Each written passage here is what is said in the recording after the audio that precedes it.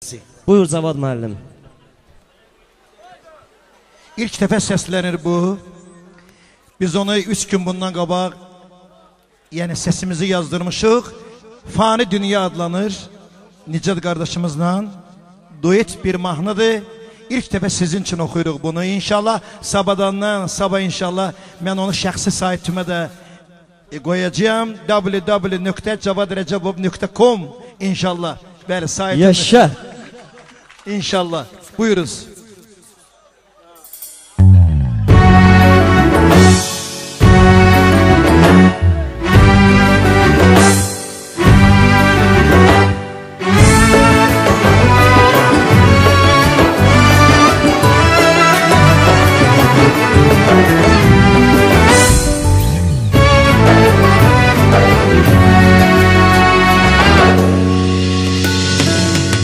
Ecel günü gelen zaman bakmayırsan koca cavan. Ecel günü gelen zaman bakmayırsan koca cavan. Aparırsan dayanmadan fani dünya, fani dünya. Aparırsan dayanmadan fani dünya, fani dünya. Herkes ki yığıb var ilə dövlət, insafsız olub tək yedi xəlvət. Axır özünə olmadı qismət, Əzrail onun canını aldı.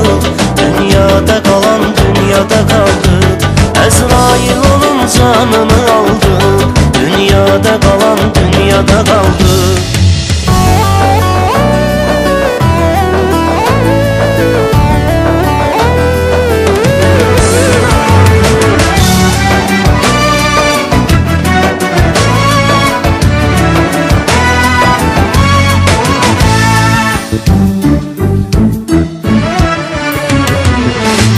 Bir yanım kış, bir yanım yaz, senden doyup giden olmaz. Bir yanım kış, bir yanım yaz, senden doyup giden olmaz.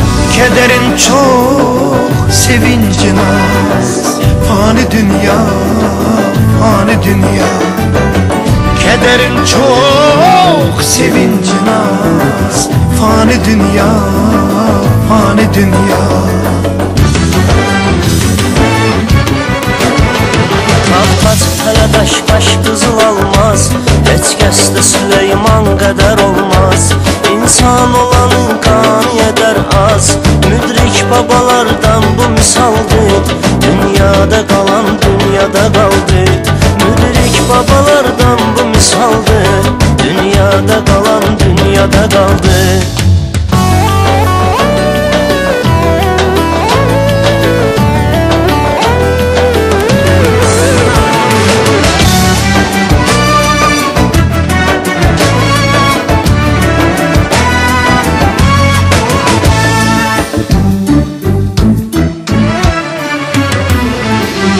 Aşıklerin çeker cefa, senden ister derde şefa. Aşıklerin çeker cefa, senden ister derde şefa. Sende ise yoktur vefa, fani dünya, fani dünya. Sende ise yoktur vefa, fani dünya, fani dünya. Cahil yıxılıb il boyu yatdı, nadan əlini çox şeyə atdı. Mənalı isə yazdı, yaratdı, xalqın gözündə daim ucaldı.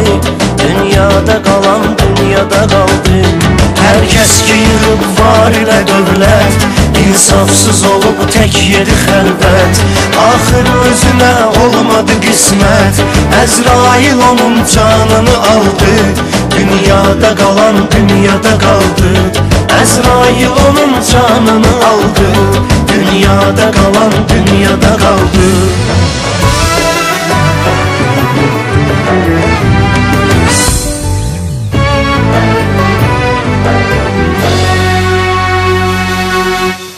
Çox sağ olun. Alqışlarınıza görə.